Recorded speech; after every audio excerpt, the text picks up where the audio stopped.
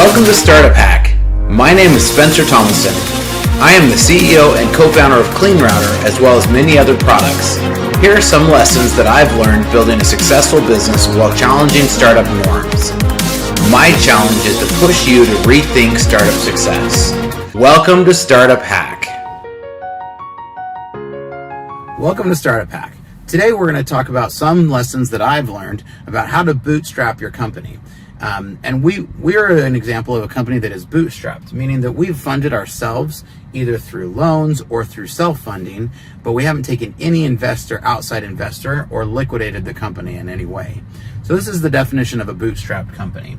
But I'm going to give you some lessons that we've learned, as well as some lessons that this article has learned, and how Forbes has kind of missed in part of this article, in my opinion. And so I'll put the article into the comment down below, and you can comment and tell me what you feel, if Forbes is right or not. So right off the bat, they said that bootstrapping is hard. In fact, they're actually kind of making the premise that it's almost impossible to bootstrap a company, or that very few can do it. I disagree. I think anybody can bootstrap. I think it is a more clever and harder way to do it, but I do think it's possible. But they're using a statistic from US Bank that says that 79% of all failed startups didn't get failed due to inadequate financing. Now, saying you have inadequate financing and saying that you have to take investor financing, to me, is a pretty large leap, and that's where I disagree. But I did like this article about the points that they had listed, and I want to talk a little bit about these. The very first one is be customer driven in everything you do. This is actually one of, I think, clean technology's biggest weaknesses. And if I had to go do it over again, I would drive to the customer in very first step. And so that was, I think, one of the first problems that we didn't understand. Sometimes this can mean that you're driving to get your technology perfect before you try to get that first customer. Sometimes it means that you're too worried about rebuilding a system instead of spending that same amount of dollar on, if you could make do with a system, on advertising or on customer acquisition. So these are some of the things, but you really have to ask yourself in every single move, will this get me more customers? If the answer to that is no, then it's probably not worth your time, and it's probably not something that you should really be focusing on, especially in the early years of early startup growth.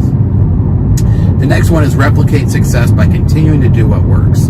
This is a very critical one. I'm a big fan of the Traction method. Traction is a great book which uses some basic Carnegie principles and takes these into a modern format and puts them into a system that you can use to really drive and replicate.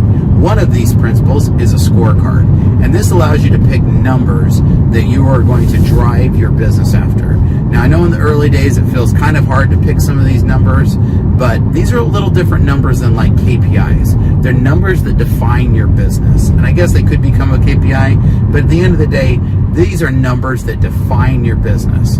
And so this allows you to then see what is working, because sometimes in startup it's actually kind of tough to figure out what worked. This is something we've struggled with over the years. Be like, hey, we had a great week. What did we do different last week that changed? And sometimes it's hard to articulate. Sometimes it's literally just the stars aligning. Sometimes it's that the algorithm gods sprinkle their little goodness down on you.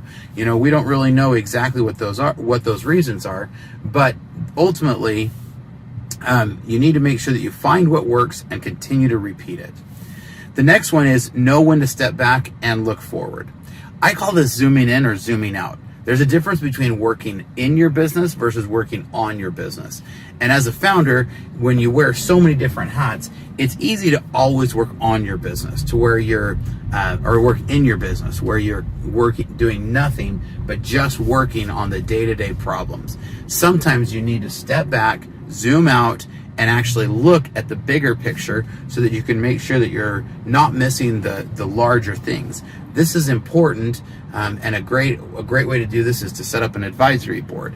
This will force you to zoom out and look at your business, because you're going to have to give numbers on an annual or quarterly basis. It's going to force you to kind of really be able to articulate to them what's working and what's not. And so this is a very important part of how I would say it is working in your business versus working on your business. When you're working in your business, that's the day-to-day. When you're working on your business, That's where you are actually zooming out and figuring out, what business strategies am I missing? What opportunities am I looking for? What partnerships could I be making? And so these are are very important things. And I think it pretty much blends together with the last one they list, which is unlock unlimited potential. And I think that goes into part of that. Part of the problem with a bootstrap company is you kind of put blinders on yourself, both with financing and also then sometimes because you're then kind of the top dog. With that, it can limit your scope of what you're really thinking of. And so sometimes you're thinking 2 to 3x growth, when you're working with investors, a lot of times they're pushing you to be talking 10 to 100x growth. And so these are some of the kind of ways where sometimes if you get an investor involved, it can do that. I've seen it go both ways, just in my experience working with other entrepreneurs. But in general, this principle is to unlock your unlimited potential. Really, you need to allow yourself to think of no limits and to be able to think that you can scale your business to whatever size you want.